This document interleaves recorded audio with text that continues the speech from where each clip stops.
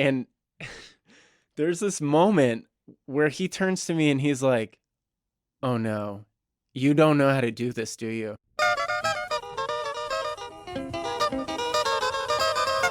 Hello and welcome to Did I Do That? It's a podcast about graphic designers making mistakes. Because when it comes to making just about anything, it's all part of the process. I'm Sean Schumacher, and joining me today, a very special guest. He is a literal human pocket knife who's done just about everything over his career. From a start at Wieden & Kennedy, he went on to become a legendary art director at the Portland Mercury, and then went on to start his own magazine, Stay Wild, and then went on to hold a jack-of-all-trades role at North. These days, he leads brand creative direction at Danner Boots. It's Scrappers! Hello! Hey!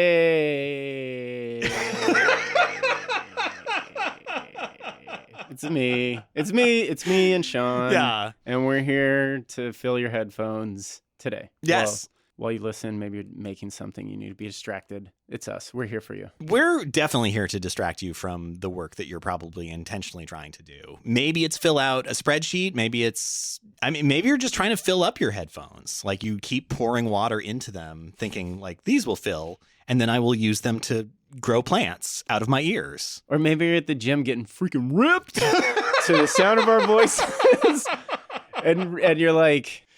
How did you know? Yeah, sometimes people, I know, listeners are dispersed, very widely. Not everyone realizes that the listeners of this show generally are very ripped. Mm-hmm. I think we're the number one, just workout podcast for sure. That's what we're here for. Right now, somebody is at 24-hour fitness, probably like a 16-year-old boy. Uh-huh, definitely. With the mushroom hairstyle that's all the rage right now. Flexing in front of the mirror, and they're saying out loud or mouthing the words, "Did I do that?" Yeah. I love hearing about graphic design careers, the broccoli head boy. I have a 17-year-old, so I think about this haircut way more than I should. Does your 17-year-old have the haircut? Yeah, but he doesn't have the curly volume it really requires to uphold it, so it ends up looking a lot like a bowl cut. Oh. Which, yeah, I'm a fan of He-Man, so I'm okay with it. I'm down, but I think a lot of kids that have this hairstyle, they try to imagine they have the volume it takes to hold it up, but it just lays flat down. There really is sort of a spectrum between He-Man version of bowl cut and, Mo from the Three Stooges level of bowl cut, which is what I had for pretty much my entire childhood. Okay. Yeah. You get it. I can tell you're just as fascinated by the haircut as me. Yeah, it's a very weird thing. Bring back the Flowbee, the vacuuming haircut machine. I know that it was taken away because it pulled hair, but a vacuum that cuts your hair, I want that. It seems like it would definitely produce the bowl cut. Mm-hmm. But it's also wouldn't it just produce whatever your head shape is, which might not be awesome? I know I have weird dents in my head, which is part of why I never have a super short haircut. So would there just be dents in the haircut? I just think it would be consistent. You ever go to a farm? Oh, sure. This crop was all planted at the same time. It would just look like amber waves of grain, maybe on you. Amber waves of grain. That's what they call my haircut. I'm also imagining just a golf course or something. Maybe there's a very short part and that's where the hole is. So it's a country club. Yeah. Hairstyle. Yeah. That's where you get to use the putter. I don't know why that sounded dirty, but it sure didn't it? I found that any topic that's anywhere near He-Man becomes dirty very quickly. Yeah. That's sort of, definitely the vibe of that show, to be sure. I don't want to, make our podcast all about how horny He-Man is. But that haircut, that's a penis. Yeah. God, yeah, 100% actually. Yeah, I have to agree. He wears hairy underwear. He sure does.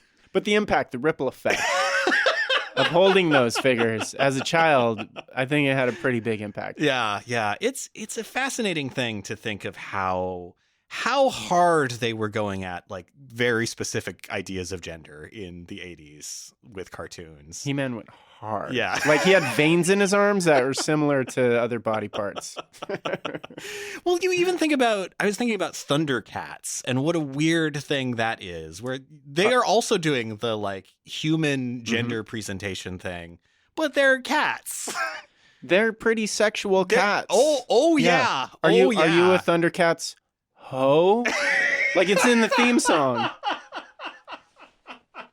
God, that's so smart. Just built in, like fan service name. Hey, Thundercats hoes. Welcome to Thundercats Con. We're so excited. We're going to get a Thundercats reboot movie one of these days. They did it. They did it with Cats. Have you seen Cats? Oh, well, the movie Cats. I went on opening night. It is one of the weirdest pieces of art ever created, and it's really a must-see. I am so jealous because that means you got to see the original version before they really had done any of the fixes. Oh, they finessed it? Oh, it's so weird because it's a digital movie. The story was that was one of the first ones where they would push updates almost every day. Because they were seeing more and more things of like, oh, fuck, she's still wearing a watch. We got to fix that. So every time you saw that movie when it was in its original run, it would be a different movie, like a different file with some changes.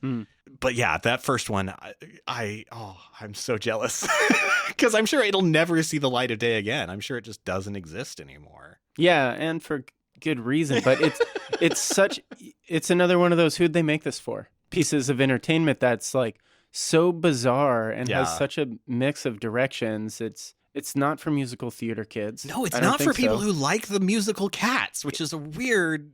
Who was it for? I don't know. It came out on, I think, the same day that a Star Wars movie came out. Right. And me and Sarah, my partner, we took our son Camper to go see Cats. And he was like, I don't know, 8. And we walk out.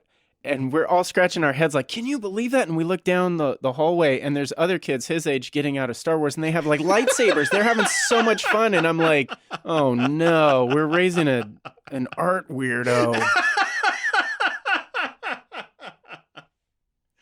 I don't know. I think there's more fun on the art weirdo side, to be sure. There's certainly a different kind of disappointment to watch those Star Wars movies. So... it's a good reminder, it is more memorable to make a mistake, which I guess now that I think about it is the premise of this show. So we've come back around. Isn't that nice? I'm just, trying to keep you on track. I'm slightly unsure what to do because normally the pivot is we've talked about something that is not the premise of the show and I have to pivot you back. So I can't say you didn't come here to talk about making mistakes. You came here to talk about mistakes that you've made.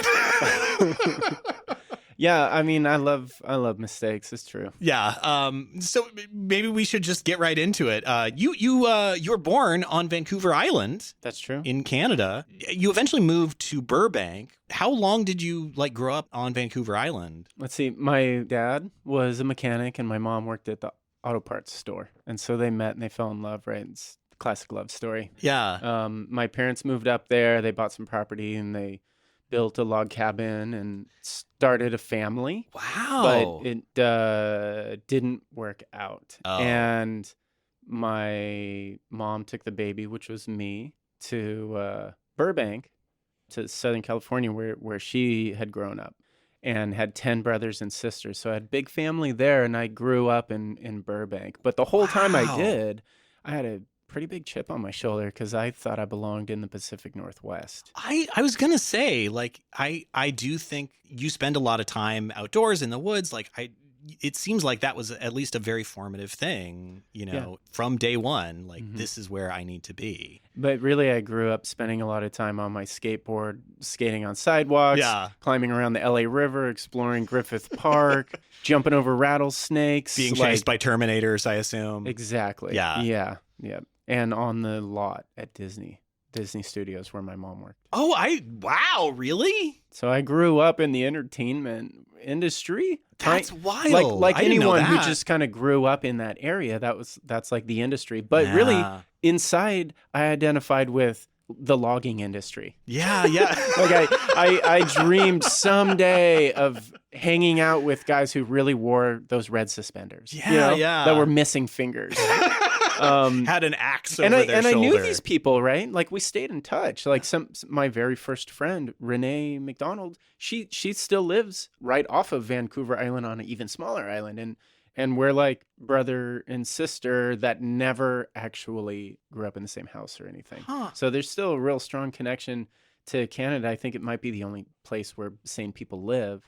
And I was told I understand, my yeah. entire life that like if there's a draft, you're going straight to Canada. Yeah. And even as like a teen and a 20-year-old trying to cross the border, they didn't want to let me in because of my criminal record, but because I was born there, they had to let me in. That's so funny. Yeah, you found the workaround to the system. And still, I'm like, I hear there's going to be a draft. Like that's how insane our point in history is. Maybe and that's already happened by the time this goes out. Who knows? Who knows? Yeah, it'll probably be a bigger topic. But I'm like looking at my son and I'm like, don't worry, buddy. We have an escape hatch. It's some cabin on Vancouver Island. Yeah, you find the old family cabin and it's still there. Yeah. Is it still there? Yeah. Wow. But I could also understand how, growing up on the Disney lot too would probably instill some creativity in you as well, like seeing all these things get made as your mom is like working there. Yeah, my mom worked in accounting, but my stepdad, he was an Imagineer. And yeah, he definitely opened a huge view for me that I never considered. I actually didn't think I had no reason to go to college. I had no reason to pursue anything besides drugs and alcohol and numbing out and hiding. And my stepdad really showed me another way to live that I hadn't considered before.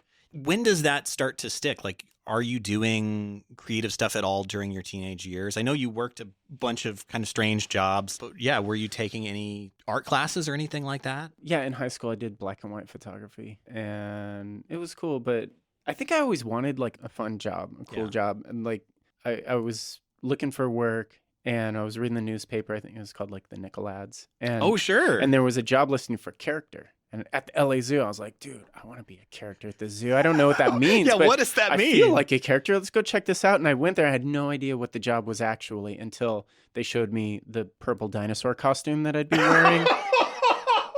You're Barney. Oh, yeah, no. But it was a knockoff Barney. Yeah. And it was just as you walk into the LA Zoo, they wanted me to dance around in the costume to convince kids and the wallets of their parents to come into the shop and take their picture with Barney so they could then buy that photo. And man, I tried. I gave it my best. But this was like summer, so it was already hot. And then in the costume, it was hotter. And every day I got to work, I was still loaded from the night before. Oof. And there was my final day, I barfed in the costume. Oh no! So already the costume can't smell great. No, not improved by that. And that was probably I learned a lot from those 3 days of work. One, like fake it, sure, fake it, but know what you're faking it for if you're trying to get a job. And then what else did I learn? I don't know. I probably learned some stuff, but that was a mistake. I signed up for a job that I didn't really understand and lied my way into doing a job I didn't really want. I did learn more about humility because I was trying to be a character. I went like, hey, look at me, Mr. Show over here. I'm a character. And they're like, oh, you want to be that? Here you are. You're a clown. Yeah. And I didn't feel good about that. And so then I started looking for jobs that were maybe a little more rooted, a little more humble and sincere and not, I mean, it's kind of pretentious to be like, look at me, I'm a big deal. Yeah. And that's probably a mistake that I continue to make in my career over and over and over again.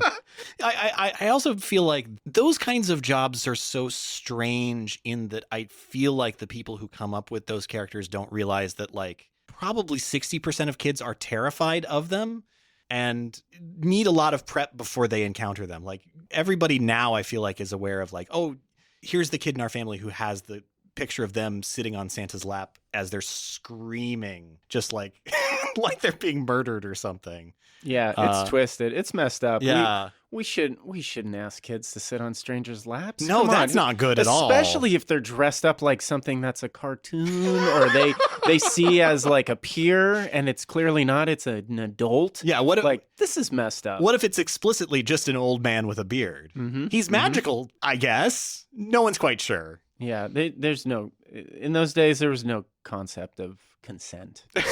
No, definitely not. Definitely not. I know in 1996, you end up going to Pasadena City College, the start of your college journey. I know film photography is one of the things that you do. Yeah, I was like, I'm gonna learn how to do Ansel Adams work, and I literally took as many photo classes as I could. I took one on the zone system. Oh, yeah. Which is like really geeking out on your light meter, and I got an F. Really? Yeah, I sucked. I was a Oh. bad student. But I would show up, and I think I got a C in musical cultures of the world. I might have got a B in feminist history. I took an art class to learn how to papier-mâché just because it seemed like a requirement, not because I wanted to make art. The papier-mâché class is a requirement? Yeah, it felt like that. I just kind of like felt my way through community college. And that's what's great about community college. Yeah. It's low stakes. You can just explore. And then I would take night classes, and I saw a different group of people that I started to identify with. These are like the working class people, the older people who are pursuing education after work. Yeah. And then things started to seem a lot more, I don't know, important. Like, I'm not just here to mess around and have fun and maybe make friends.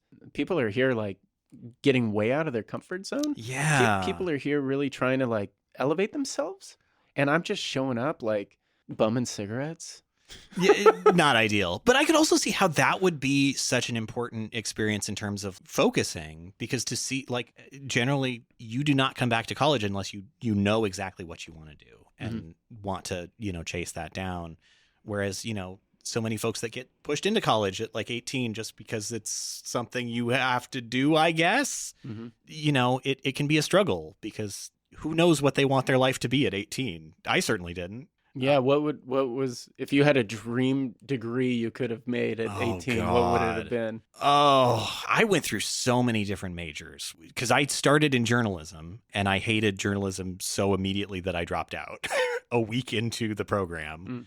So I probably, before I started, I probably would have said journalism, but then, I bounced between a bunch of different things. Maybe cartooning?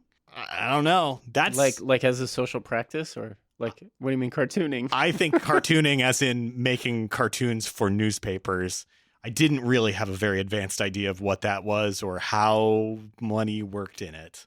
But I did take a cartooning class at one point and was told to take a graphic design class, I think just to free that teacher from having to look at more of my cartoons. That was your gateway drug to graphic design? It was actually cartooning? was, yes. Wow. Genuinely, that is how I got into design. I'm sure the people that know you well would say that explains a lot. But like that experience doing the night classes, it sounds like kind of focuses you. And in 1998, you end up going to College of the Redwoods. Oh, yeah. I was on my journey, right? Like, I got to get back to the Pacific Northwest. Yeah. And a friend from high school had gone to Humboldt State University, and they made all these great friends, and I wanted in on that. So I moved up there and started going to the community college, not the actual university. And the community college is like out of town. Like, it's a half-hour longer bus ride to get there. And I didn't have a car because I got a DUI at 19 and realized, like, damn, I have a problem. I really need to stop driving. Ooh, that's rough. That's not the ideal takeaway. That lasted a long time. I have a driving problem. Damn. Yeah. And then being in Portland, like, it's like a heroic act. Oh, you don't? Of course, no. I would never drive. No. But anyways, so in Humboldt County, I'm going to community college. I'm taking like poetry, Japanese, and black and white photography just so I had access to the lab. And tried this new thing called Photoshop that had started and realized quickly, like, this is not for me. This is like way too much computer. I'm definitely not going to work on a computer if I ever get a real job. I was doing dishes at Denny's, eating food, unfinished food. Like, this is the best. I got it all figured out. Finally, I have it figured out. But I was sneaking onto campus at Humboldt State University to use their darkroom. Oh, interesting. Pretending to be a student. Yeah. Pretending to be a student. That's probably what I did all those years. But I would totally imagine how, I've been in places where they do have like open hours at a darkroom and, you can't really police that. No, never got busted. Yeah. And I imagine like if you're on the campus, you're probably meant to be here. Yeah. Yeah. So things are still really tactile back then. yeah. I'm kind of curious because you do have a gap in your college years. And I saw in an interview that you had been at one point gutting fish in a factory in Alaska. Is that what happens in this gap? Do you go up to Alaska? No, like somehow in community college, I saw a printout on the community board. Yeah. You know, you like rip this phone number and then you can somehow end up in Alaska making a lot of money. Oh. And I was like, this is awesome. I'd love to make a lot of money and open a coffee shop. Oh, no. So I sign up for one of these things and I go up to Alaska. I'm totally unprepared. I have no idea what I'm doing. I have a duffel bag with like rubber boots in it and hitchhike from Anchorage down the Kenai Peninsula to this cool town of Homer. And I'm ready to get a factory job.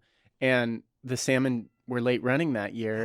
And it was 2 months of no work. And so I lived in the bushes. And I walked around all day long looking for work. And it really showed me all the different approaches you can take to finding work. Yeah. I stood out in front of the hardware store, which it's like a really small town. It's not like a Home Depot or a Lowe's. Yeah, I was It's going like to say, like, a small hardware store. I stood out in front, and as people would walk out, I'd ask them if they needed help for the day. And that worked a couple times, but like one day I only got paid in weed, which was great because that's what I would have spent my money on anyways. yeah, but it doesn't And put a roof over your head. It for was sure. real grunt work, like Yeah. ditch digging and whatnot. So, and another day I was walking around the harbor asking, I don't know anything about boats, but I'm like, do you need a deckhand? and this guy who had just graduated with an English degree and was like on his adventure in Alaska, he saw me looking for work this way. And he approached me. He's like, I see what you're doing and I really admire it. Let's be friends. Where do you live? And I was like, I live in the bushes over there. And he's like, really? Can I live there with you? Oh. And we sort of started this like little 2-guy commune in the woods.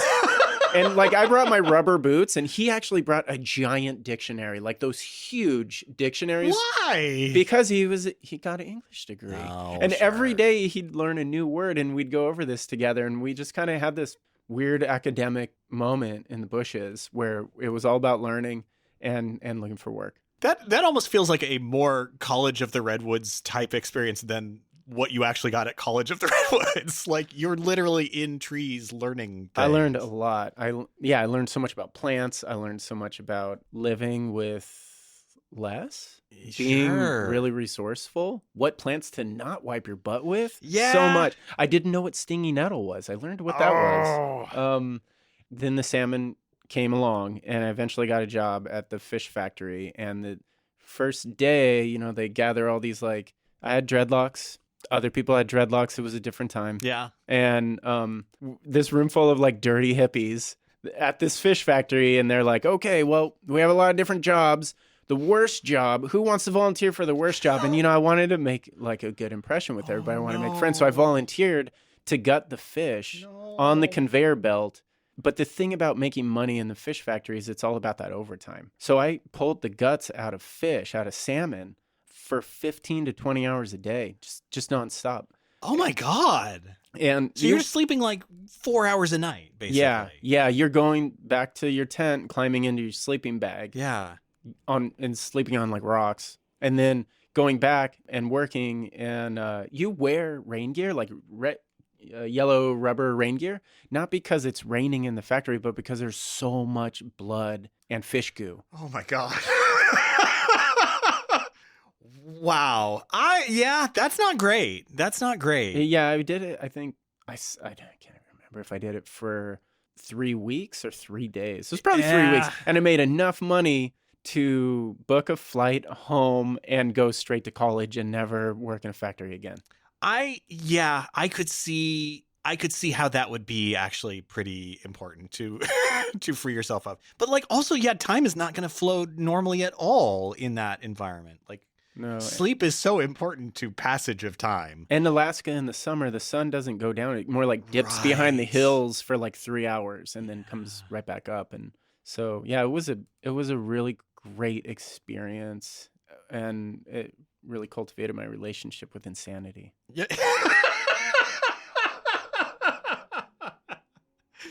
But but also kind of focusing, it sounds like, in a weird way. Yeah, I mean, yeah, it was definitely part of my education. Yeah. And I assume that's actually after Pasadena City College, right? It was right in the middle. Yeah. You end up in 2004 in Portland. Yeah. Doing a history degree at Portland State. How does that happen? Well, all my friends at that point, the reason I moved to Portland was because all my friends had graduated with their degrees and the majority of them moved here. And I was like, why Portland? There's like nothing going on there. Who cares? What is it, like some kind of harbor town? Sounds like a harbor town. You've already experienced that. It's not ideal. Exactly. And so we all get here and get a share house, like an old Victorian share house, and fix it up. And it's like awesome party house. And everybody had a degree, but I didn't yet. So I was just shopping at the bins, buying things, reselling them around town, finding old funky things, and then making art out of them. And one of the first people I met in town, her name is Janet Julian. She was a local folk artist back in 2001 when I moved to town. And she kind of showed me the way, like, oh, you like making art out of old stuff? Well, I do that too, and I sell on the streets here. And so I started doing that with her. Oh, as part of Alberta First Thursday. That's right. Yeah. Last Thursdays. And last Thursdays. And then, we would show up at First Thursdays too, which was like a little bougie. And we would show up like, oh, well, we're cool. We would never be in a gallery. Like, screw that. That's pretentious. We only sell on the sidewalks. And it was cool to like bring a bunch of junk that I shaped into art and walk home or ride my bike home with like $50 to $100. Like, wow, this is amazing. Yeah. And I was doing that for a long time. And then at some point I got the idea in my head that like, well, all my friends have college degrees. I went to college just as long as them. Like I had been going to all kinds of school for 11 years. Yeah. It was all over the place. It was not even a shotgun blast. It was like spaghetti noodles in the ocean. It's hard to hang that on your wall, in a diploma frame. Just it did wet not. spaghetti noodles. So I went to PSU and I met with a counselor and I said, this is my situation. I went to all these weird classes. Am I close to anything? And they said, maybe you're close to a history degree. So I enrolled here at PSU and I started taking history classes and sustainability classes at that point. Like in the early 2000s, Portland and PSU was really big into sustainability. Yeah. Which meant paint it avocado green and terracotta orange, and it means sustainability. But and now, I mean, Portland was such a different place back then, and there was this thing called the village building convergence. Like building stuff out of cob was such a big deal here. Bluegrass was like the music of choice. Like this is like post Grateful Dead. Yeah, kind of Oregon Country Fair. Yeah, it was like the city's theme. It seemed.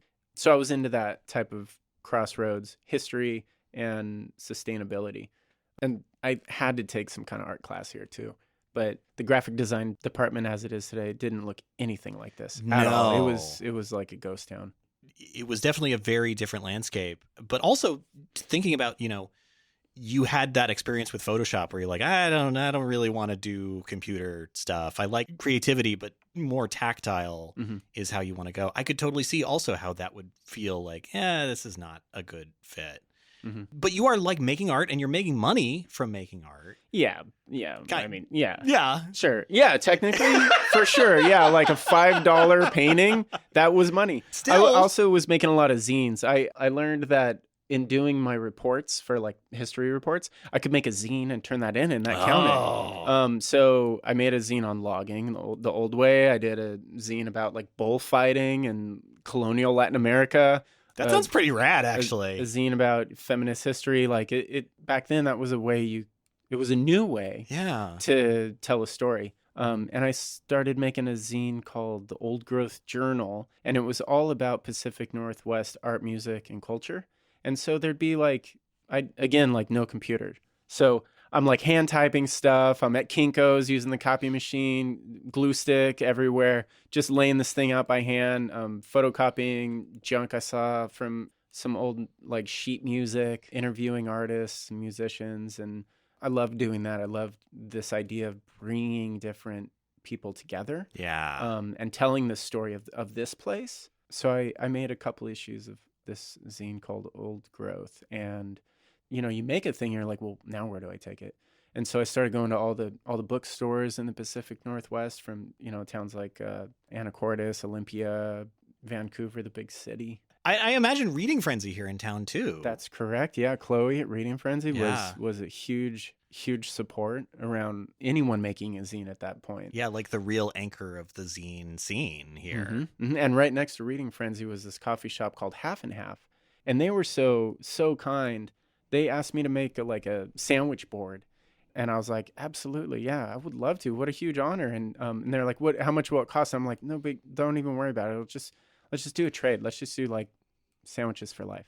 That's honestly a pretty good trade. It was. They didn't know I'd be showing up every day for my sandwich. Oh. And so that was that. I cracked the code on that one trade. I also painted a food cart called Potato Champion. It's still around. That's right. Yeah. Yeah, Mike actually just bought it back. So it's under original management. He's going to bring it back. But I painted that in trade for French fries for life. And my God, you're a real deal maker, actually.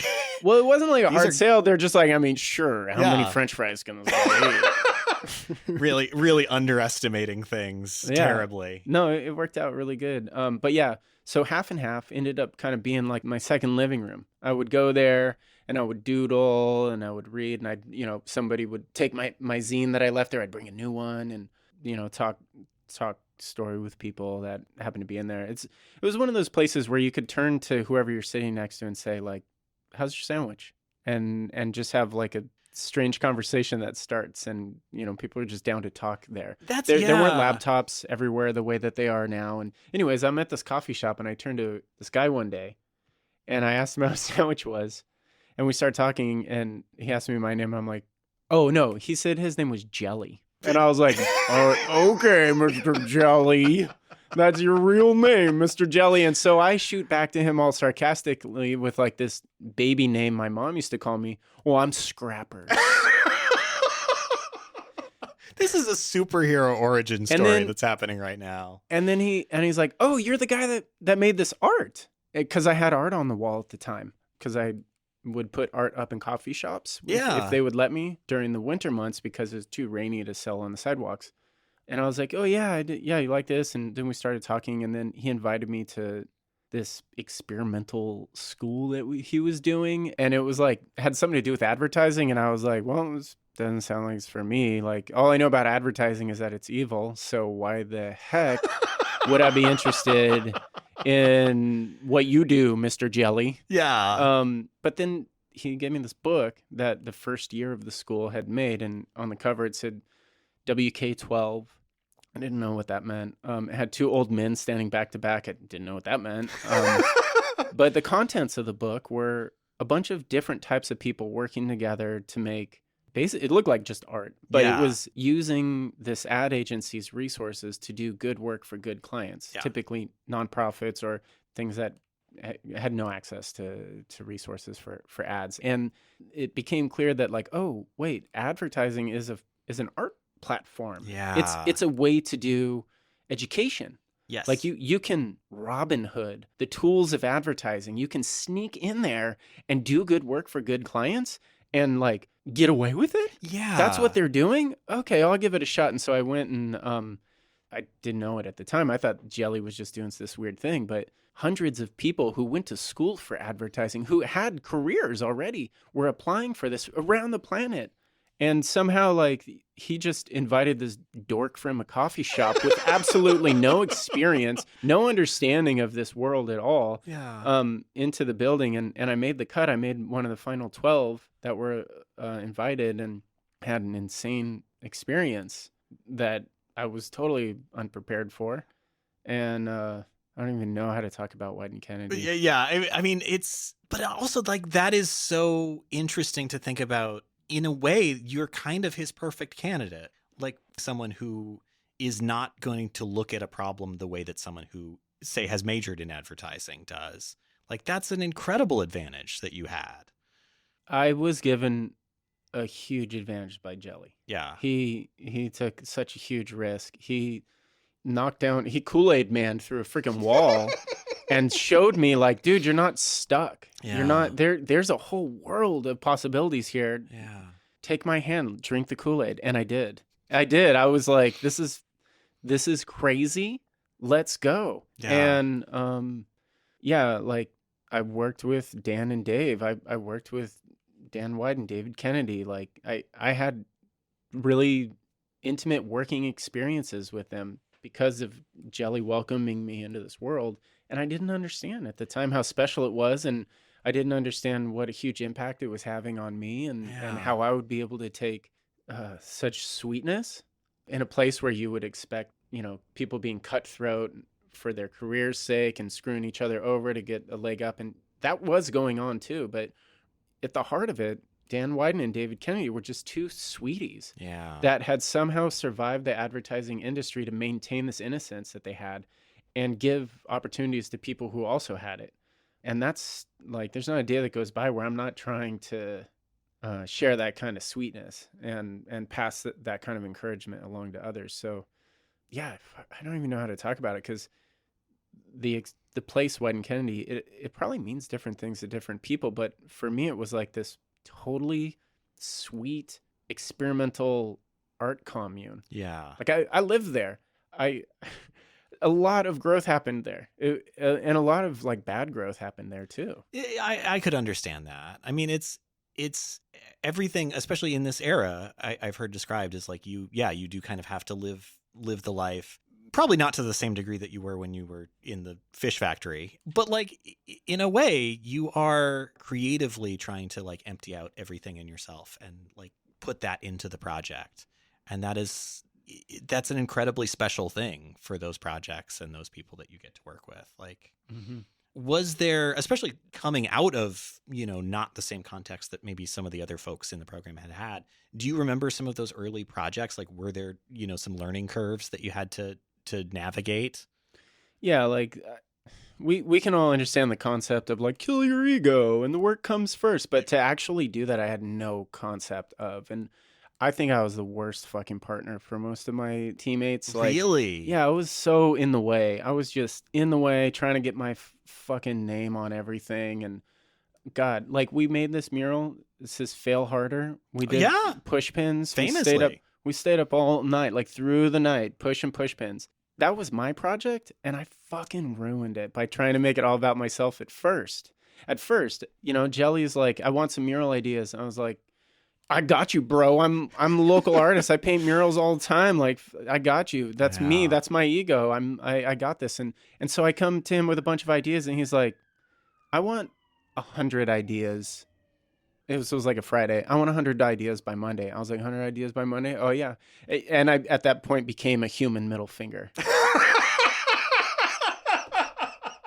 And I worked all weekend on mural ideas. And they were all very like, oh, this is Scrapper's idea. Yeah. Oh, yeah. Every single one. And I made 60 different mock-ups. And I brought them to him in a huge stack of papers. And he's going through them all.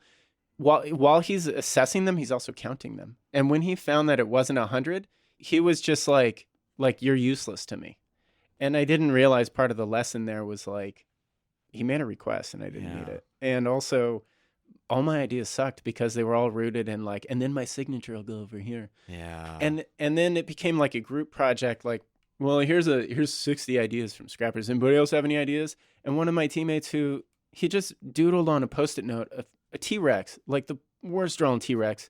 And next to it, he was like, Fail Harder.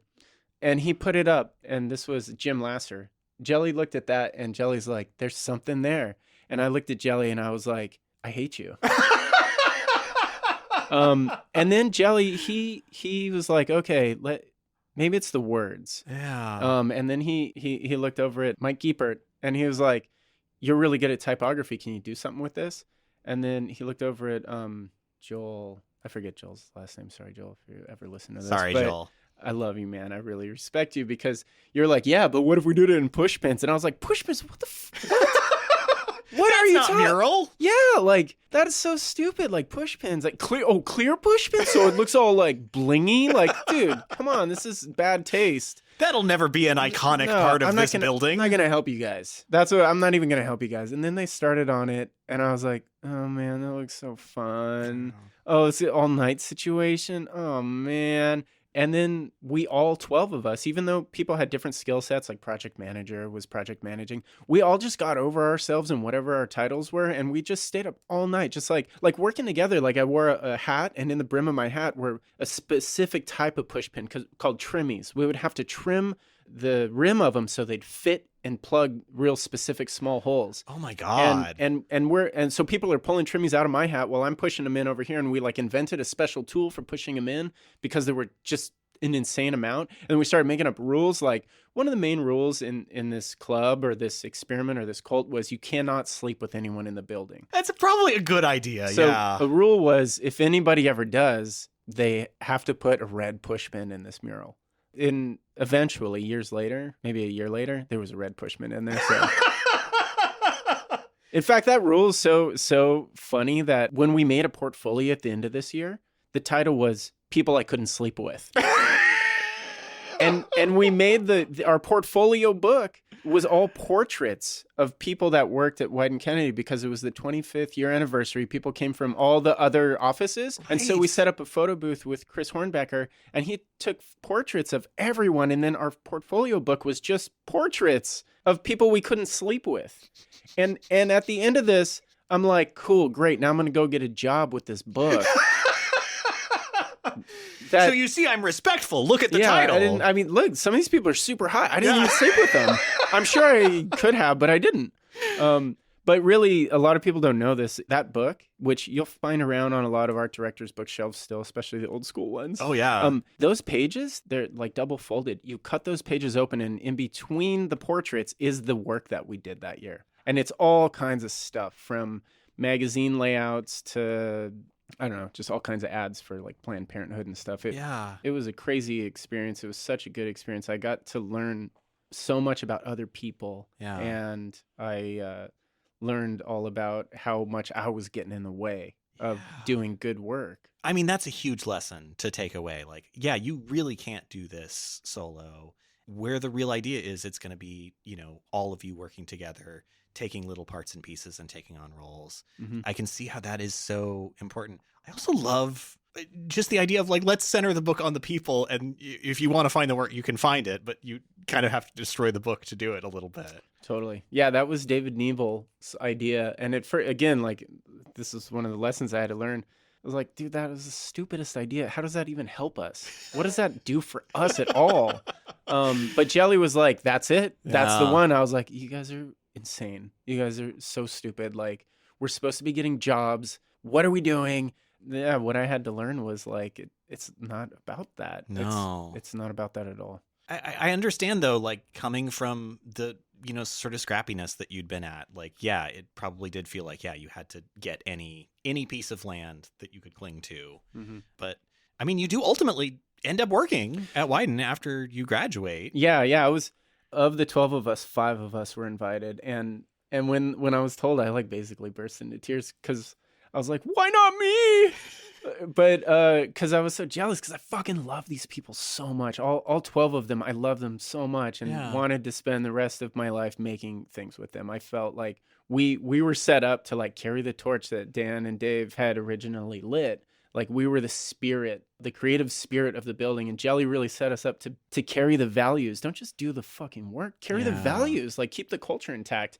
And so when I didn't make the cut, I was like, this is so lame, blah, blah, blah. And my buddy Boana Spoons invited me to do an art gallery with him. And so that was awesome. So I was doing that. But while I was doing that, I was brought in to do like a freelance illustration gig on like Target Back to College.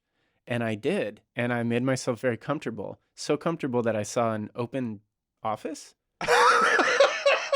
and went and got a bunch of houseplants. Like your studio here's full of plants, right? It's very clear you work here. This is your place. I filled this office with plants and books and bric-a-brac. And on Monday, everybody came in and they're like, oh, I guess fucking Scrappers has an office. Okay, Scrappers works here now. You're already a face that they know. So, it's not going to raise And so I kept getting assignments like, oh, now you're on Starbucks. Now you're on this other Target project. Now you're on American Indian College Fund. Now you're on Travel Oregon. Did they realize that they were giving you contracts or? Yeah, I was just an hourly employee. I was permalance. You have an office in the building. Yeah, of course this guy works here. He has an office. Nobody asked, like, how did he get an office?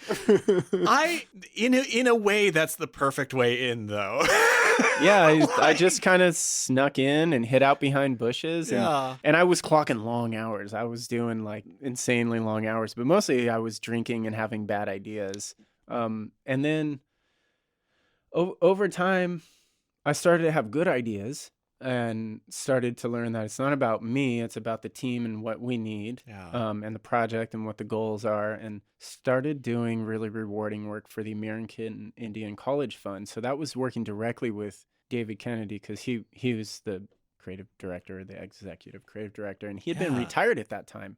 And he was coming in every day dressed in his black hoodie and his black pants and his black sneakers and this big wad of keys. He had all the keys to, like, a lot of people thought he was the janitor because he'd come at night and he'd be shuffling around and but really he'd be in the studio making things for whether it was his own art projects or like volunteer work for colleges and the American Indian College Fund. Yeah. So working with him was so awesome because he really cared. Yeah. This was a pro bono client. This is a project close to his heart. This is maybe the most important client in the building. Yeah. And somehow I by default got to work on it as at times a copywriter, at times an art director, and it was awesome.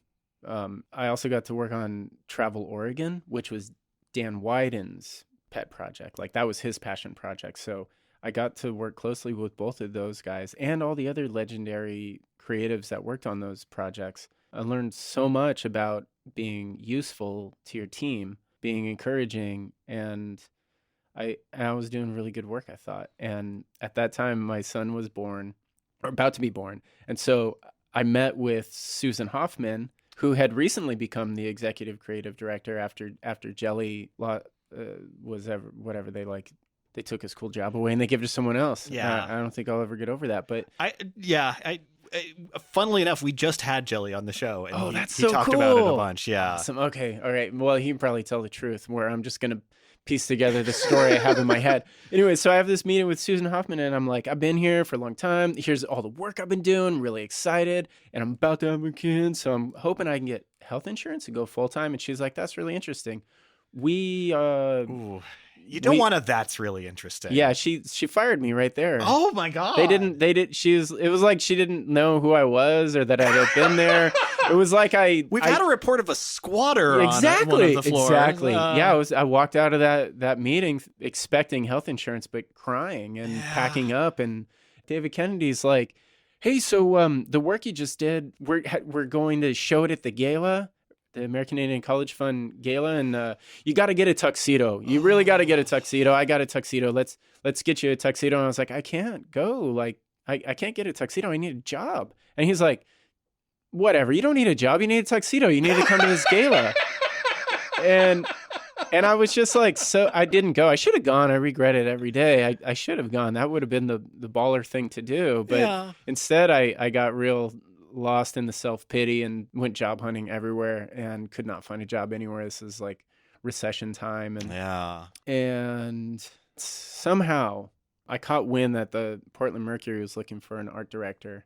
And that sounded like a job. Yeah. So Mark Searchy had been the art director before you. But like, I mean, I know they used to do very public, like, hey, we're looking for an art director, like even in the weekly. Yeah. Like, had you maybe picked up one of those and just was like, oh yeah, maybe I could do that? No, I was banging on all kinds of doors trying to find any kind of work. And Mark was kind enough to give me an illustration job. Oh. And so I did like a painting for the Mercury. And then he's like, we're also trying to hire a new art director. And I was like, I can do that. I can totally do that. Even though my time at Wyden Kennedy, I didn't quite learn what an art director is. I didn't know what that was. I asked someone in a meeting one day, but like, what even is an art director? And they like laughed like I was making a joke, but I was like, no, seriously, what is an art director? Tell me what the job is. But also, like, then and now, you ask, like, people at 10 different agencies, and they'll say 10 different things. That's reassuring. Thanks. Yeah. And also, that's a very, like, what you do as an art director at a publication like that is going to be so different than what you would do at an agency. Yeah. I imagine probably the amount of work was not something that Mark cued you into either. No, and also I didn't know how to use InDesign. That seems like a problem. So I faked it. Someone gave me like a pirated version, and they leaning over my shoulder, moving my hand and the mouse, like in this and this and this. I'm like, oh, okay. Just enough for me to do a fake layout and send it to the Mercury, to the bosses, to Steve Humphrey and Rob Crocker, who are the publisher. Oh, for like the interview. There was no interview. Oh. It was just like, hey, if you let me do the job, I'd do something like this. And they're like, oh. And they gave me feedback right away. And I was like, okay. And then I've sent them like revisions. And then before you knew it, it was like, I hope you guys are enjoying this experience because this is what it would be like working together. Yeah. And that's how I lied my way into that job. That's fascinating, though. Because I do think, like, you have very distinct layouts and a very distinct, like, visual style in how you approach the page. Because I imagine some of that is pre-existing. How long did it take you to kind of work that into how you were approaching their layouts? Well, like, so there's a crossover. Mark is training me. Yeah. And there's this moment where he turns to me and he's like, oh, no, you don't know how to do this, do you? I already got the job. He's already on his way out. He's handing the keys to the car over to me, or the semi-truck. And he's like, oh, no, you don't know how to drive. Yeah, a semi-truck that's going to be doing 80 on the highway. Yeah. And I was like, nope, but I'll figure it out. I'm pretty sure I'll figure it out. How far into that training did that occur? Was that like in the first week? Dude, if we had 3 days of training, it was on day 2. Oh, no. That's not ideal. Yeah, but it was fine. Yeah. It was fine. I learned a lot. And, there was a strong template from the beginning. Yeah. And changing the template wasn't really, like, encouraged because speed was encouraged. Getting this done quickly was encouraged. That's the other thing is, like, this is, in a weird way, kind of a perfect job because you are getting to iterate so much. And no matter what, you got to put out another issue, the next week. Mm-hmm. Time waits for no one. Yeah, and right. The third draft that comes in is different from the first draft. So if I had perfect line breaks, I don't anymore. Yeah. So making those quick adjustments and trying to manage my own disdain of writers who are literally like, make my name bigger. Like, that's your feedback? You looked at your whole read. You read your whole story again. You don't have any copy changes, but you're asking me to make your name bigger, and that goes against everything that I learned with Jelly and at White and Kennedy. Yeah. Like, a real hero puts the work first and doesn't take any credit for it, and even lets other people take credit for it. You want your name bigger? So I had to unlearn a lot of things so I could get over my own biases and resentments, so I could actually be a different type of a good teammate. Yeah, that's a hard thing to, like, once you have learned the right way to do things, to have to unlearn some of that too, because they haven't had that journey yet. Mm-hmm. And maybe never will. Right. Well, I think a lot of it had to do with, like, look, no one's getting rich in this line of work. Yeah. One of the main forms of payment is credit for our work. So I totally understand that now. Yeah. But yeah, learning how to adjust layouts on the fly when the pressure is on. Like, I'd have a stack of papers, like half of the newspaper is ready for you to fix right now. The longer it takes you to do that, the longer the next half is going to take. Like, the whole production process, the weekly process, what happens on Monday versus what happens on Tuesday versus what happens on Wednesday, was awesome. I needed some serious structure like that in my life, and I had no idea. Structure is so helpful creatively, though. It's so helpful. But, like, it's also giving you space to iterate and come up with things. I always think of your run on the Mercury as being very experimental. I know one of the probably most legendary covers is the tattoo cover, which, oh my God, they literally reused as a spot like yesterday. Oh, that's great. Despite the fact that that's not the logo of the magazine anymore. Yeah, no, I mean, one of these crazy, like, I like to call them hot tub ideas. You're in a hot tub and you're like, yeah, that's a really good idea. That makes sense. It's so crazy. Let's do it. And then you get out of the hot tub, you dry off, and you're like, no, that was a bad idea. And also, weirdly, I'm not dizzy anymore. Isn't that strange? Totally, yeah. But the hot tub idea was, what if we tattooed the cover on someone? Yeah. And I never knew what form that would take, but there was a story about basically Portland's Sailor Jerry. I think his name is Bert Grimm. And this old school tattooer, and there was an editorial story, and I was like, this is our chance. Yeah. this makes perfect sense. And I'm at the bar, Club 21, where the Mercury used to be right across the parking lot from that. And so I'm there and I'm drinking with this guy and I pitched the idea like, hey, dude, we're pretty drunk at this point. I and imagine, I'm like, yeah. For $150, would you, let us tattoo the cover of the Portland Mercury on your back? And he's like, totally. That's a lot of money. Yeah. And so we go to this tattoo artist with the idea, and I'm thinking like somewhere small and discreet. Yeah. And him and the tattoo artist, they're talking and they're figuring out placement. And then they report back to me and the photographer, Liz Devine. Oh, we're going to do it tramp stamp. We're going to take up the entire lower back of this guy's, like right above his butt crack. And I'm like, okay. So this is something essentially that they're all in on it. They're all in on it. My only thing is like, we're going to put the logo in the center, which is a pretty corporate looking logo, flanked by two monkeys that Bert Grimm drew, which is like this really ugly looking monkey holding a skull, contemplating life. And then on the other flip side, we modified it so the monkey's actually reading a newspaper. Like it's a straight up ad for the newspaper. Oh yeah. Tattooed on this guy's lower back. They're at it all night and it's like after hours. And to keep the momentum going, I'm just running to the corner store to get more malt liquor. Like this guy, his blood is thinning as he's getting the tattoo. There's blood everywhere. But the photographer's like getting the shot. It's looking really good. And at some point, apparently, both the photographer and I also climb into chairs and we're getting tattoos. Oh. And I didn't remember this part. I woke up in bed the next morning next to my now ex-wife, and I feel a Band-Aid on my belly, and I'm like, I must have crashed the bike again on the way home last night. I don't remember what happened. Oh no. And I look under it and I'm like, oh no, I got the tattoo that I showed her that she explicitly said not to get. Oh yeah. So I have this, I'm pulling my shirt up, I'm showing you my nipple. Yeah. And wow. And so, yeah, that was a powerful cover. Yeah. But that's kind of how most covers went when there was time. Yeah. Yeah, like, how can we make this an experience? How can we make this more than just something eye-catching? Yeah. Well, I mean, the other one that really stands out to me is the 10th anniversary cover where you were working with a PSU GD student at the time, Nicole Lavelle, and you blew up a cake. Yeah. A cardboard cake, but a cake nonetheless. Yeah, I used my papier-mâché skills that I didn't know would come in handy, that I learned at Pasadena City College, to make a cake as tall as us out of like plaster and cardboard, and decorated it. And then I worked with Ray Gordon to photograph it, and toward Drake. Anyways, he blew it up. He was like, yeah, we can blow this cake. Like, again, we're at the bar, and I'm like, guys, I want to blow up a cake. What do you think? And they're like, oh, yeah, we would definitely do that.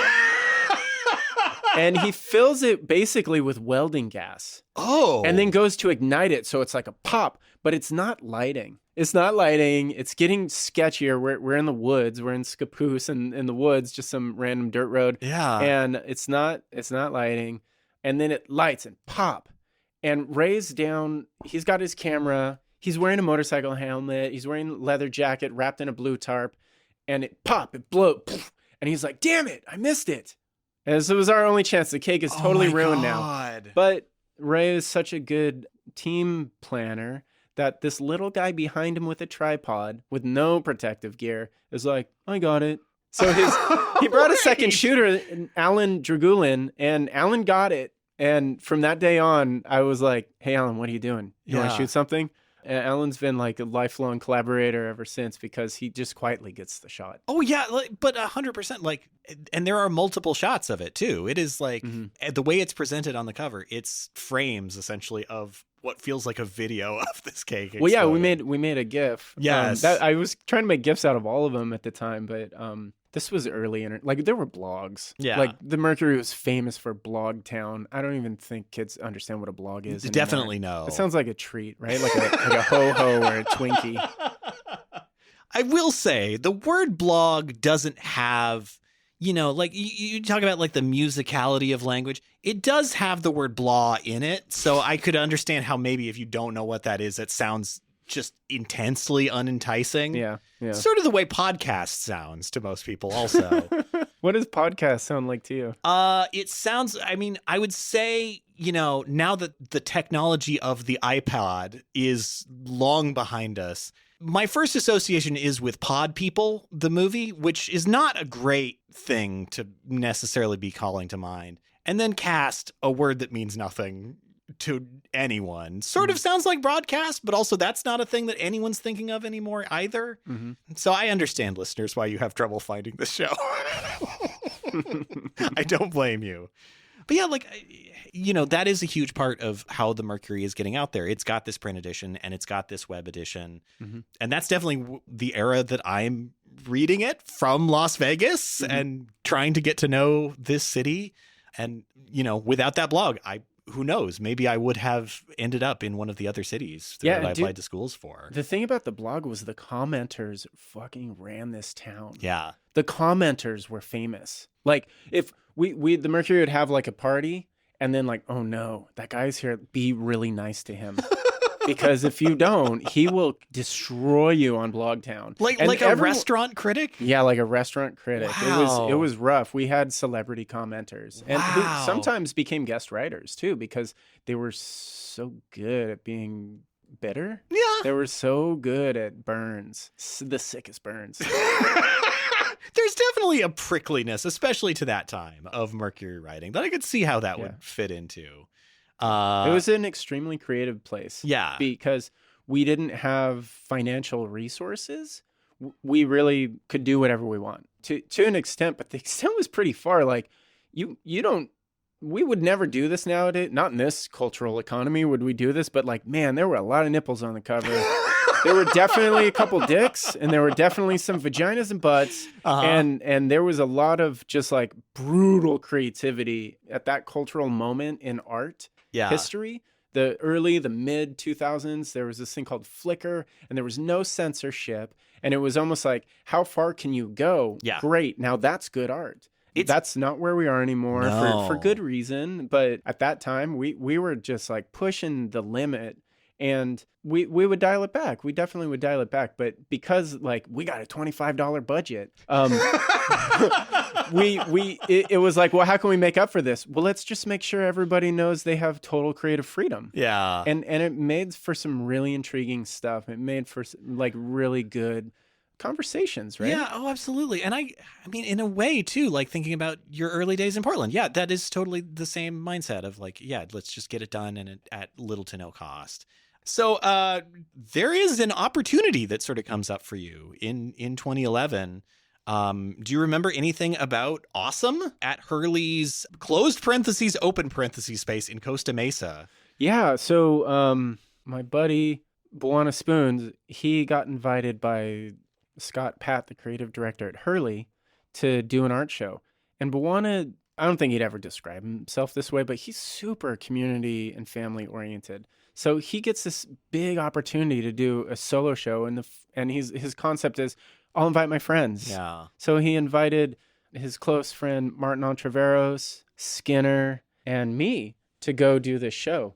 And it was awesome. It was such a big opportunity. Like all three of those other artists, they're super well established. They're doing great for themselves. They're like, toys at the time were a big deal. People are like banging on their doors, like, please make a toy with us. Like, their art's selling really good, and I'm not there with them. I'm not on that level, anywhere near that level. So to be invited to do a show with these guys is awesome. Yeah. And they had a lot of resources, and we took advantage of that. We're like, you'll build something out for us? Cool. We want a volcano in the middle of the room that we can skate, and also is hollow. You can climb into it, and it bellows smoke. Okay. And so they made that for us. And we skated it, and wow. Yeah, it was awesome. We basically lived together, the four of us. We'd wake up every day and we'd go straight to the gallery and we'd paint all day long. The walls were insanely huge. It was like it felt like 40 by 80 feet. Yeah, that each of us had to fill. And you say in here it's 30 feet tall also, which is wild to think about. We had a scissor lift, and we had a scissor lift operator helping us. That's probably a good idea. Yeah, it was. I mean, we definitely tried to get into trouble with that thing, but yeah, so we just worked. It seemed like we worked for a whole week, and it was so fun. And there's like a skate park there. There's Yeah. all this, there's like a recording studio and surfboard shaping. It was like a big cultural moment in Costa Mesa that we were lucky enough to hop in on and swim around the pool. And the first day there, I'm like, do not mess this up. Like, I'm not going to drink. I am not going to make a butthole of myself. I am definitely going to be a professional. First day there, I'm skating in the pool with Bawana, and I dislocate my finger on my right hand. He's like, "What's wrong?" And I hold up my hand, and my finger goes up, and then at the knuckle, it just goes sideways. No. That's what I thought too. And I run up for some reason. I'm like, Skinner can fix this, and I run up to him because he's metal. He's like hardcore. I'm like, dude, can you fix this? And he's like, I don't even know what I'm looking at. Get out of here. And so I go to the emergency room and get fixed up, and it was good. And so I spent the rest of the time drinking and making a total butthole of myself, like I said I wouldn't. But it was such a great experience, and I'm so grateful for Bawana for doing stuff like that. And it's just one of those lessons where, yeah, you can get an opportunity and squeeze every drop of goodness out of it. But if you invite other people, it's worth so much more. Yeah. Well, and you really do have to go all in on this because you leave your job at the Mercury to do that, and you end up next in Hawaii. How does that happen?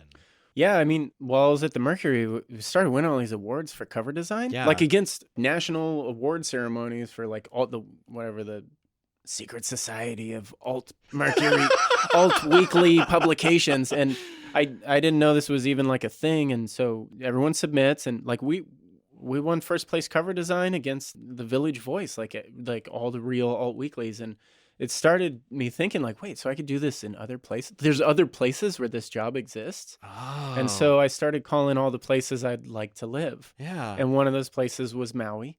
And I talked to this sweet guy, Chris, and he's like, cool. He actually, I think he won like second place. So yeah.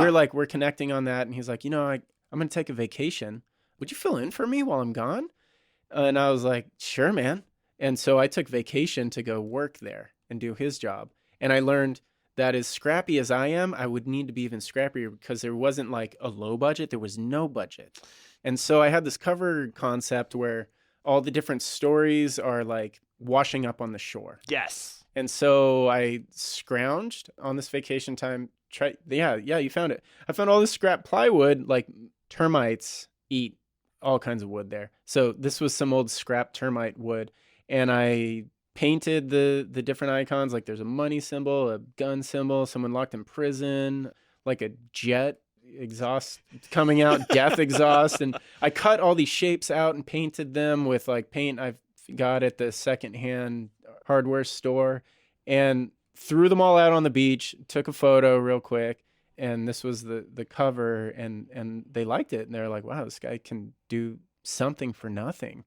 And then Chris went to move back to where he was from in Texas and offered me the job. And so, yeah, I was like, let's do this. Yeah.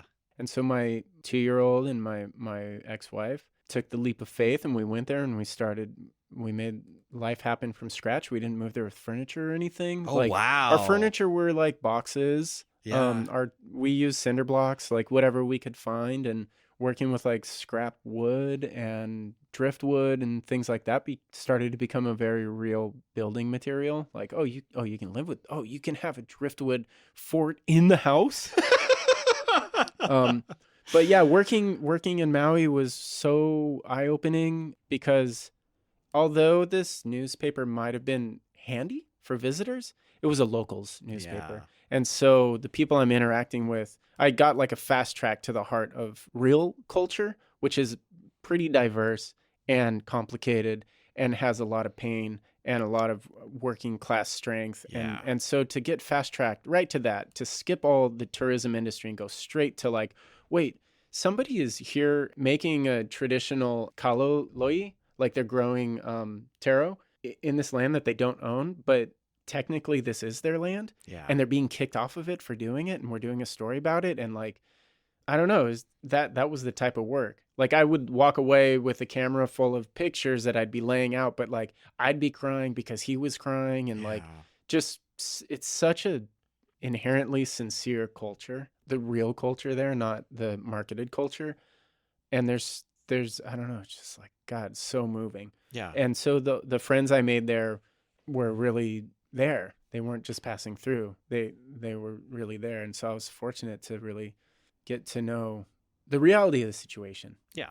And the only housing I could find was in the part of town where I was told never to even go. Oh. It's called Happy Valley. It's a great name, right? It's super sweet, but like this is also where the public housing is. This is also where like the drug ice is being sold. This is also where there's a lot of gun and gang violence. Yeah. But everyone was so sweet, and I got invited into people's driveway living room situations to drink natty ice, and because I wasn't there to just take, I was there to be part of the community and do what I could to actually like elevate the conversation that had been going on for generations. I think it was easier for people to accept that I was there. Yeah. And to really like, I don't know, like become neighbors. Yeah. This was the best neighborhood I ever lived in. Like people were, we talk about being friendly, but like, man, people were really friendly there. And there was a lot of neighbors who didn't have much. Yeah. And there was violence, like people on the fringes, people like dealing with the generational trauma of drug and alcohol abuse. They got a lot going on. Yeah. And so my house became sort of a safe space where people could come over. Like, I don't feel safe right now. Can I hang out? Like, absolutely. You want a beer? Let's hang out. Let's just like keep it chill. Or I had a first aid kit, and man, I had to like refill that thing because people would show up bloody from brawls. Like you get into a drunken brawl shirtless on lava rock, it messes you up. Yeah. But yeah, I was really, really fortunate to live there and to meet all these people who were so generous by sharing the reality of their life with me, because they trusted me. And I learned a lot about just like human connection and the importance of being available. Yeah. Well, like to return the open-heartedness that they were giving to you, like back, is such a like gift for everybody involved. They don't have to do that, right? They have all the reason in the world to not trust another white guy who's showing up because he got a job. Yeah. I like literally took one of their jobs. Yeah. And I didn't understand this type of stuff back then. And now I'm super, super aware of it, super sensitive of it. And anytime I do a photo shoot in Hawaii, I try to line up a local crew. There have been a couple times working for an ad agency where they didn't want to do that. They wanted to work with their friends from the mainland. And we went there, and man, we had such bad experiences. Like, this guy shows up, he's the camera guy. We're going to shoot someone in an outrigger canoe, right? Like, we need the shots in the water. He shows up wearing pants and shoes. What the hell? He's not going in the water. No. He's not like, he doesn't want to fly his drone near the water. Like, and at the same time, I'm like, beep, boop, beep, just texting like a local buddy who flies his drone all day long, shooting his friends surfing a foot from their face, like super comfortable getting the drone right next to the wire to get the shots. So the local talent there is so good because they know their landscape. They know what's possible. They know their lighting. If plan A location isn't working out, they've got a variety of alt locations. Like, one of the many things I've learned from Hawaii and the rad people that live there is when you do a shoot somewhere else, work with the locals, because it's just going to go better. You're going to get higher quality work. Everyone's going to be happier, and you're not going to be taking opportunity away from other people that deserve it. Yeah, you're going to get somebody who really wants to do the work and is going to do it well and is not just trying to eke a vacation out of something. Like it sounds like Pants Guy was trying to do. What? You know you're going to get wet, man. I know. What are you doing? Didn't understand. We're going to shoot this like they shoot those Marvel movies. It's all on a backdrop, right? And then, we'll just comp in water and stuff afterwards, right? Yeah. I don't know. But so in 2012, you end up moving back to Portland. Well, a funny thing about living with people who have deep roots where they live, you got to start wondering, like, well, where are my roots? Yeah. I'm making good friends here that feel like they'll be for a lifetime, but I'm not really of this place.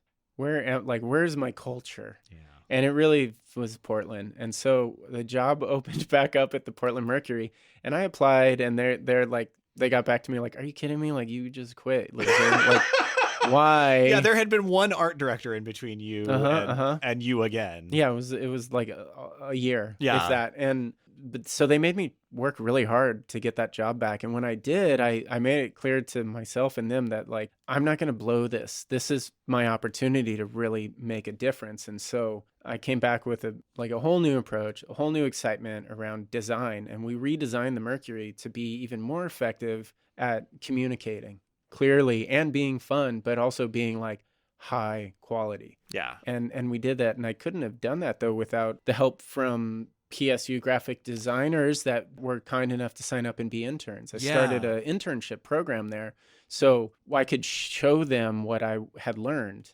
and they could walk away with like real experience. Kathleen Marie, friend of the show. There you go, Kathleen Marie. She was like the best partner ever. And still to this day, when I hit her up and, you know, we work together. But it also feels like that's you kind of coming full circle, too, in like what 12 gave to you, you're now giving back to these graphic design students. And, you know, Kathleen ends up going on to, you know, be your successor at the Mercury. Yeah, I feel like I made the job for her. Yeah. Like this was, you helped make this. This is, I don't want anyone else to do this. Please do this. And I forget, but she was working at the Willamette Week as the art director. I believe, yeah. So like there was this fun drama of like, screw that place, come over here. I mean, the Mercury's going to be a fun time, guaranteed, you know? Yeah. Around the late middle of your time back at the Mercury, you start Stay Wild. How does that come about? I think the whole time I've been looking for work, I've been looking for this job that doesn't exist. Yeah. I wanted to work at a magazine that was like one part National Geographic, one part early Vice magazine.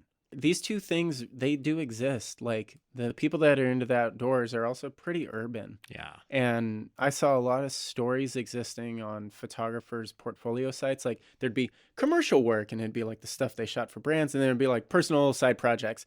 And those personal side projects were always super compelling to me. And they didn't have a place to live besides on their website. Yeah. And they're so much more beautiful, so much more like ambitious. Mm-hmm. And free from any agenda other than I thought this was interesting. And I really went out of my way to capture this story. So the idea kind of bubbled up that, well, you're trying to make this job happen.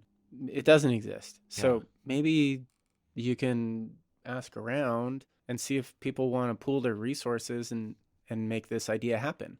So I did a Kickstarter, and basically because I was fast at laying things out, I hit up a bunch of photographers and people who had stories existing and was like, hey, can I lay this out and blah, blah, blah, I'm making a magazine. Oh, sure. And so I made the magazine really quickly and then put it up like, pages are done. We're ready to send it to the printer.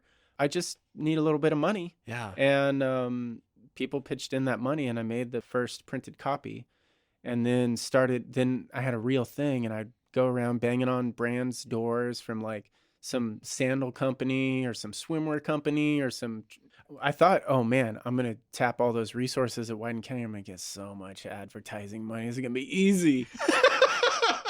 and I take it there and I'm like, I drop it off as if I'm saying like, you can just send me a check. It's chill.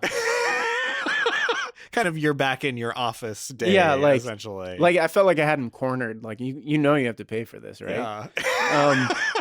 And I didn't hear back and I was nagging and I was like, finally I was like, what is up? Like why wouldn't you want ads in this?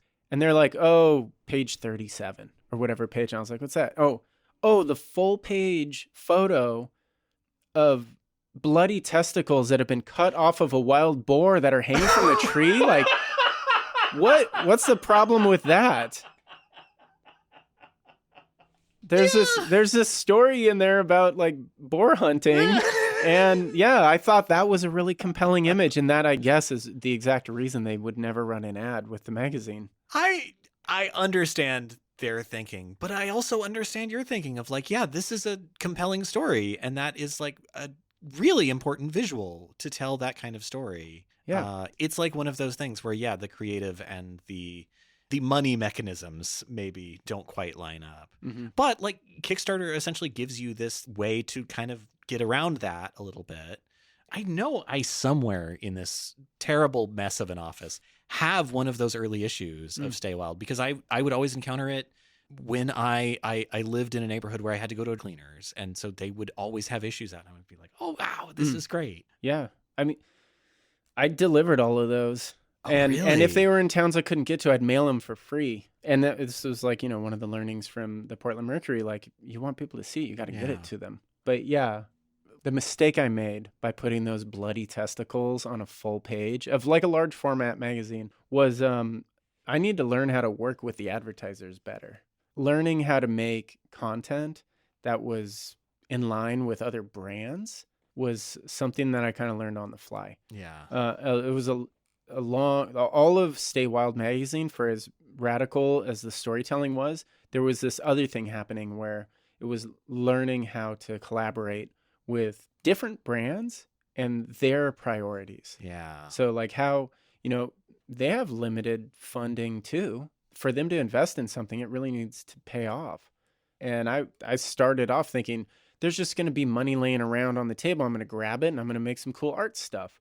And I was wrong. There were moments like I'm going to make some cool art stuff, but it was disrespectful to the people who had that funding available to not do the best I could to help meet their needs. So a lot of times we would do a story, and part of that shoot would be we're just going to create assets for them that we have no intention of using, but kind of help them with their needs. Right. That's so interesting. Yeah, I wouldn't have thought. Yeah, that makes total sense as an approach of like, how can you bridge the divide a little bit?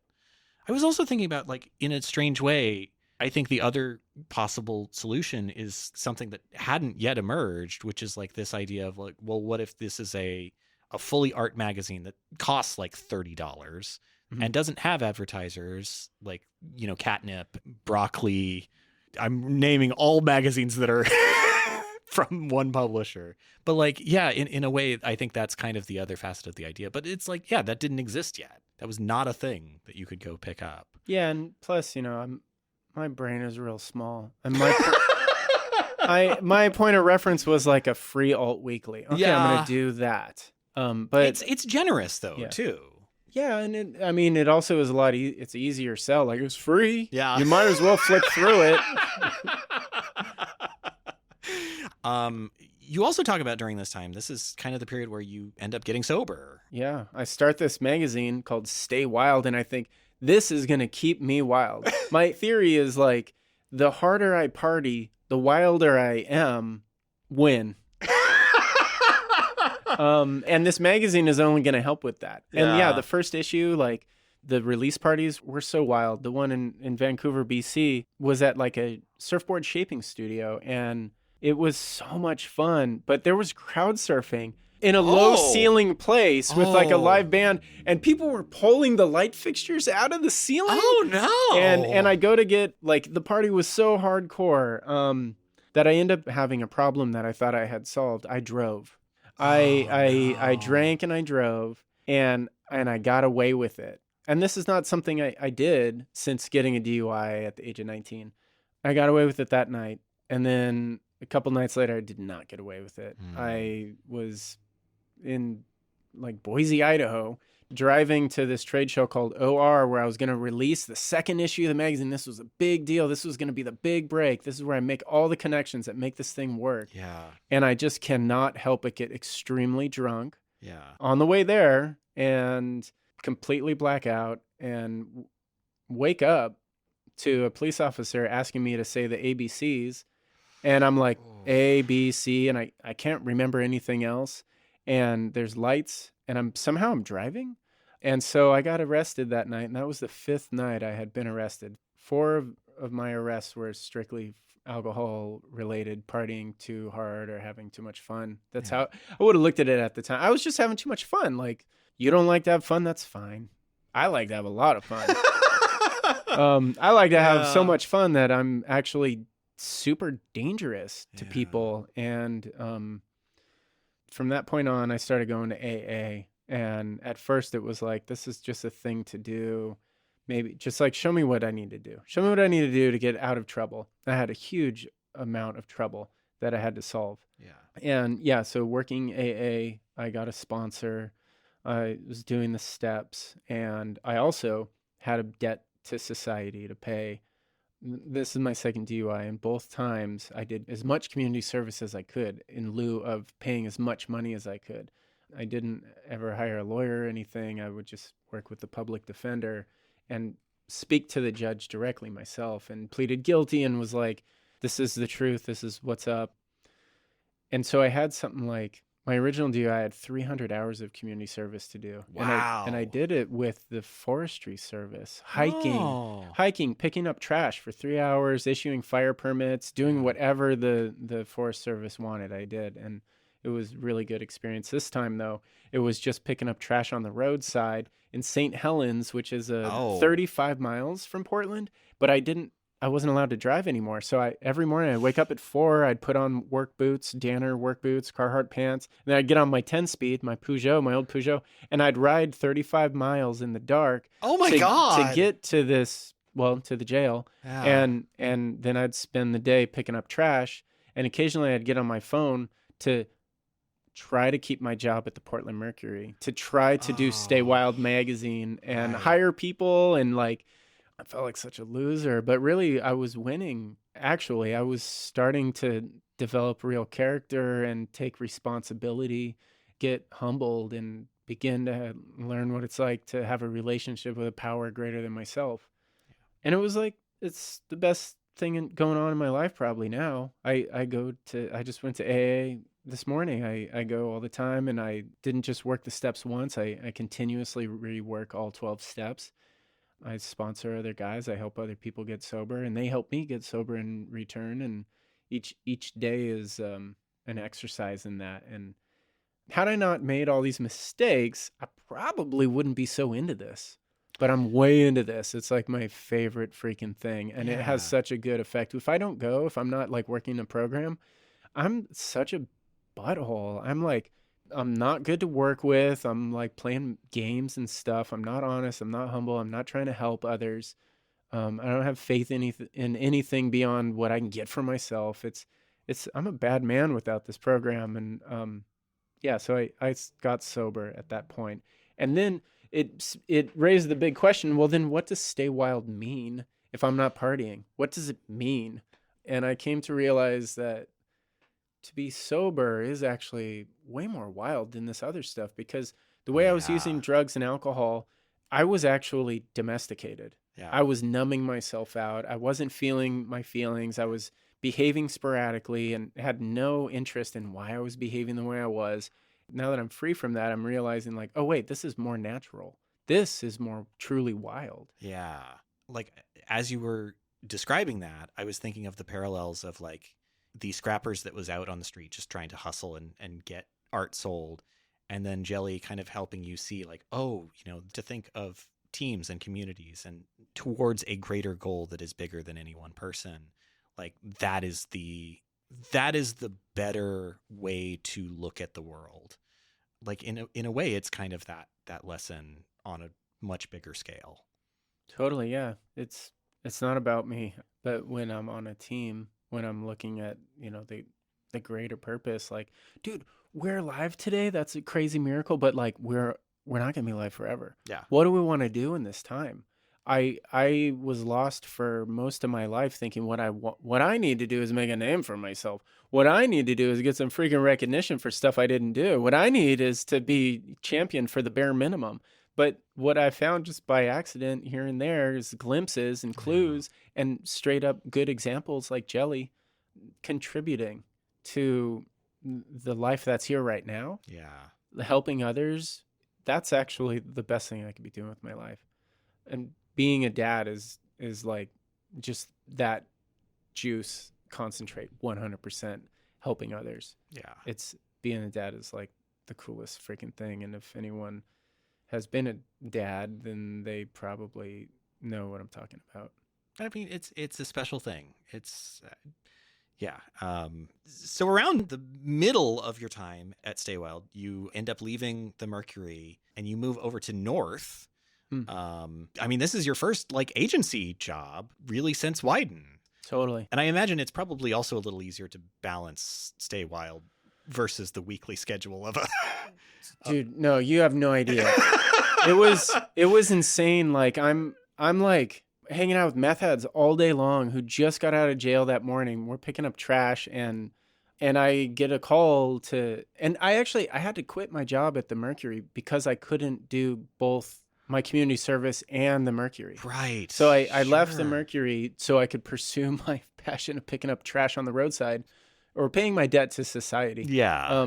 While I'm doing that, I get a call from North, and I had done like an illustration gig for them, and I like really need some money to support my family. So I go there thinking like, okay, all right, it's going to be another illustration gig. This is cool. And I sit down, it's a beautiful building that the folks at North designed custom for them and their business. And they had just won Columbia Sportswear. They had like Stanley thermoses and Yakima Rack and Cliff Bar and like cool backpack brands. And I always wanted to work there. And so I sit at the table with Mark Ray and Luke Perkins, and they were the ECDs at the time. And I'm like, okay, what's the gig? And Mark flat out says, what do you need to come work here? Whoa. That was the nicest question anyone has ever asked me. Yeah. And I was feeling really low. I imagine. Like yeah. I was really, really low. That was one of the lowest times in my life. And to have Mark ask me that question was just astonishing. And so I took some time and I made a zine about all the things I would need to come work there. And it was things like, I need to be able to work on anything that you need help with, whether it's copywriting or art directing or whatever. I need to be able to learn new things like video editing. They had an amazing video edit bay. They had so many skilled people there, and I learned how to edit there. I need to be able to do Stay Wild, and I need it to be independent. Yeah. I need you to not touch it. Just let it be. Like I need a business card. And I need this much money. And Yeah. it was the same amount of money that I was getting paid at the Mercury. And when I shared that with Rebecca Armstrong, I think she laughed. I think she laughed at me. Yeah. Because it was such a small amount of money. She couldn't say no. Because well, yeah, sure. Yeah. And so I was there Two nickels it is. Yeah. It was amazing. I was there for 8 years, and they were wonderful years. And at first, I think I was just like a token creative guy. Yeah. But over the years, as clients went away, as they do, it's all project-based work, and the crew got whittled down. I stuck around as one of the longest, and I was fortunate to continue to learn with that crew and learn what it takes to really have a good team, to have like healthy respect and care in an environment that's not known for that. Yeah. Was wonderful. In 2023, you end up shifting over to Danner Boots, which, funnily enough, like had been the place, at least Danner's like West Burnside store, where the last issue of Stay Wild had been released. What was that like transition over there like? The look on Scrapper's face as that can tab was being pulled.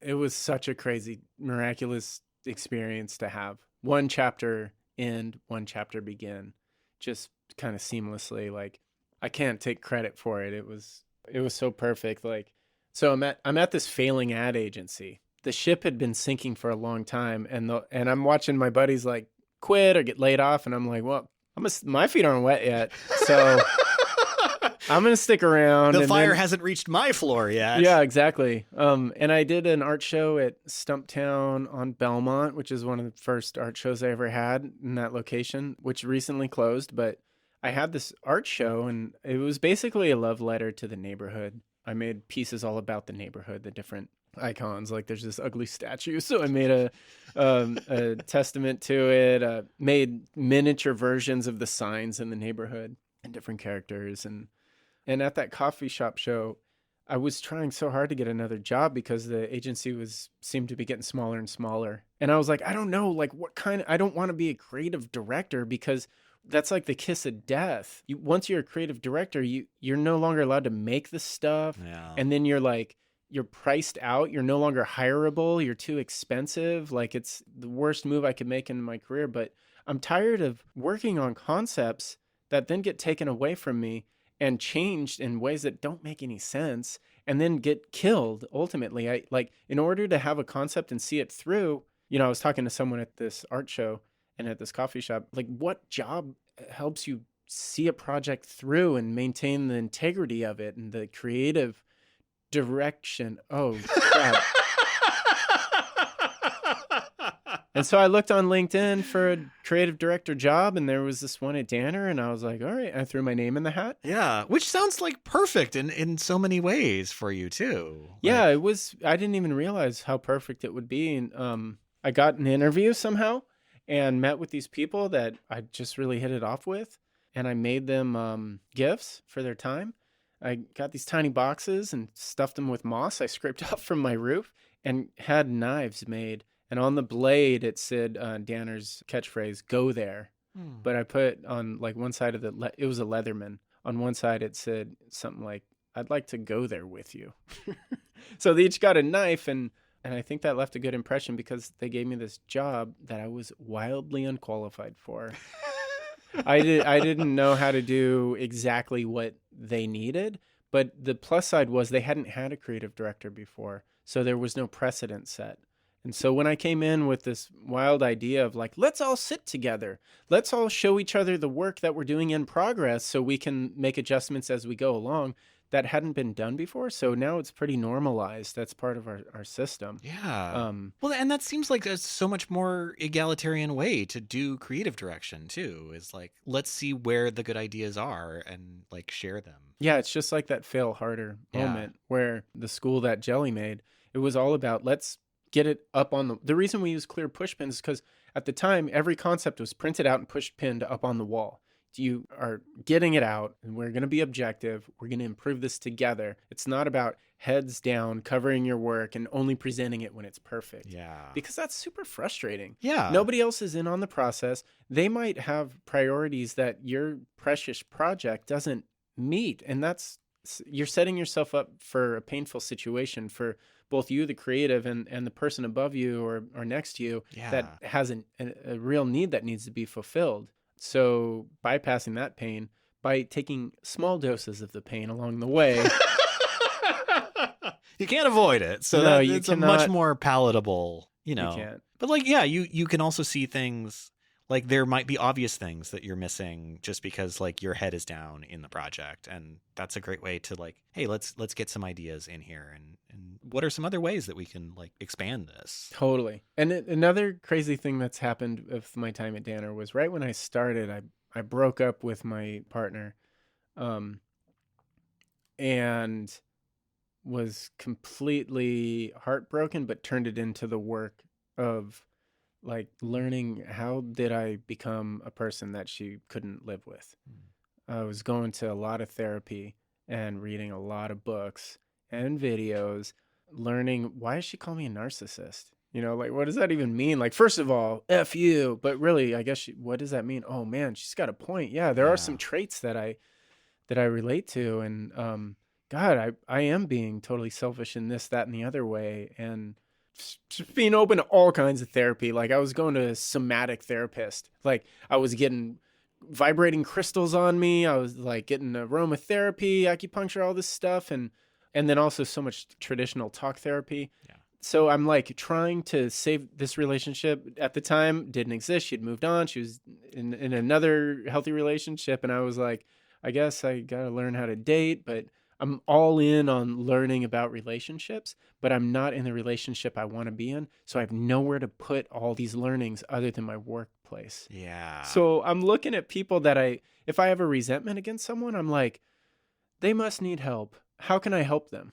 This person's grumpy because they're not getting their needs fulfilled in this relationship that we're in. Yeah. How can I be a better teammate for them? So I'm applying all this relationship, like these learnings, all this self-help stuff to my relationships at work.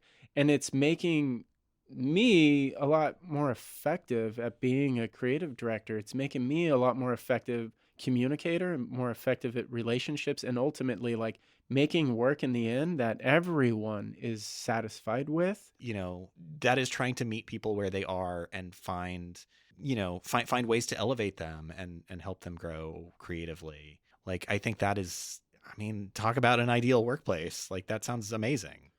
Yeah, I've had a lot of different creative directors in my career, and some of them led by meet this impossible challenge. Yeah.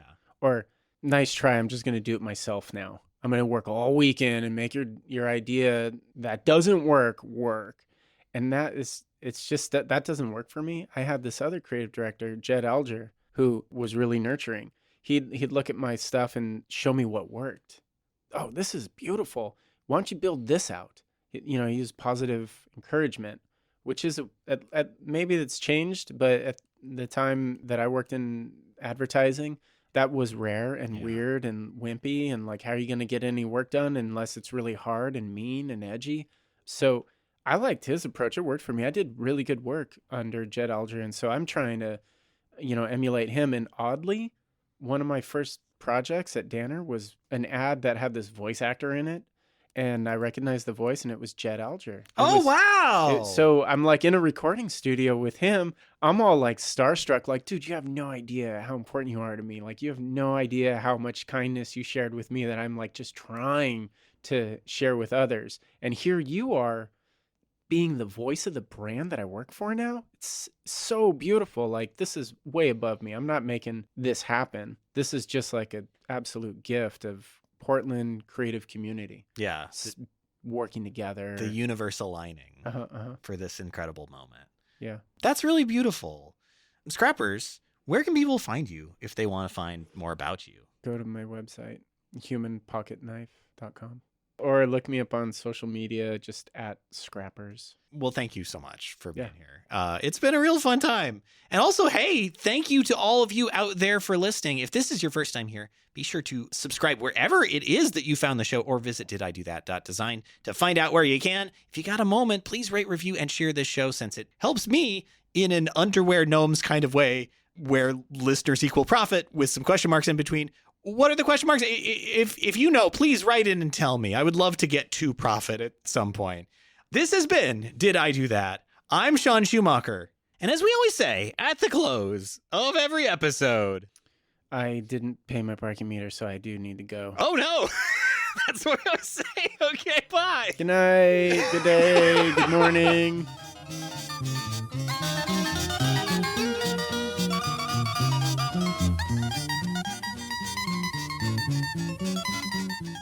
I want to pretend like I'm on a trip, so I'm going to put it in airplane mode. Whoa. You can't get more focused than that. Well, it's also like puts me in a good mindset. Like, maybe I'm on the way somewhere beautiful and I'm going to watch a fun movie on the way. A fun movie about your life. Honestly, with your life, it might be really fun. I don't know. You don't think so? I like those Pixar movies, you know?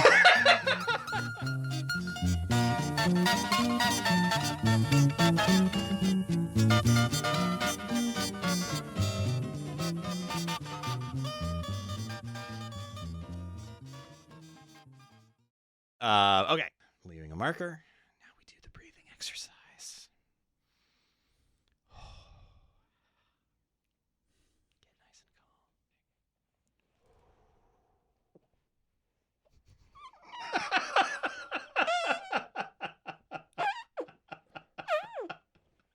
I could hear the rustling of a shirt, and I was like, I bet I know what's happening. Armpit farts help me relax. It seems like it's having the same effect on you. Yeah, it's the music of the body, really, when you get right down to it.